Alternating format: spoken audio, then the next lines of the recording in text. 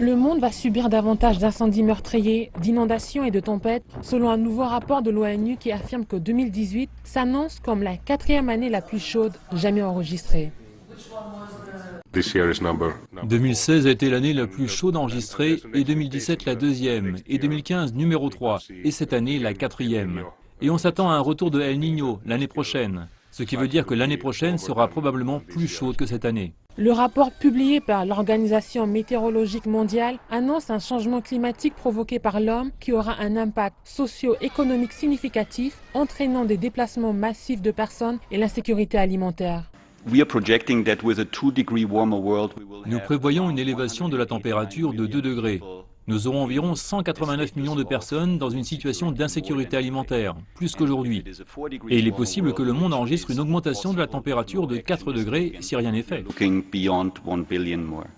Les conclusions de l'ONU ont été publiées moins d'une semaine après la publication d'un rapport de l'administration Trump mettant en garde contre les conséquences désastreuses d'un changement climatique imputable à l'homme. Des conséquences qui pourraient réduire jusqu'à 10% l'économie américaine d'ici la fin du XXIe siècle. Le président Trump a toutefois mis en doute la pertinence de ce rapport. Oui, je n'y crois pas.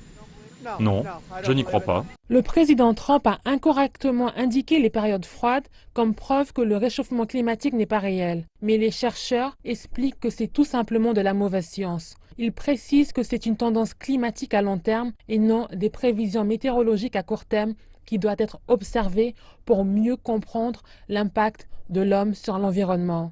En 2017, Trump a retiré les États-Unis de l'accord de Paris sur le climat qui vise à limiter le réchauffement climatique à 2 degrés Celsius par rapport au niveau de l'ère pré-industrielle. La semaine prochaine, les pays restants de l'accord se rencontreront en Pologne pour discuter de la mise en œuvre de cet accord. Ça sera un moment clé dans la lutte mondiale contre le changement climatique.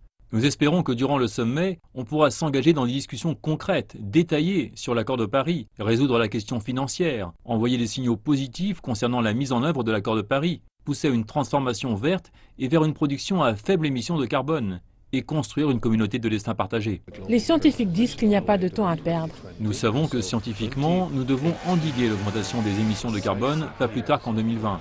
2018 et 2019 seront donc des années décisives pour tous les pays du monde qui doivent réviser leurs programmes et réellement commencer à mettre en œuvre des politiques de décarbonisation.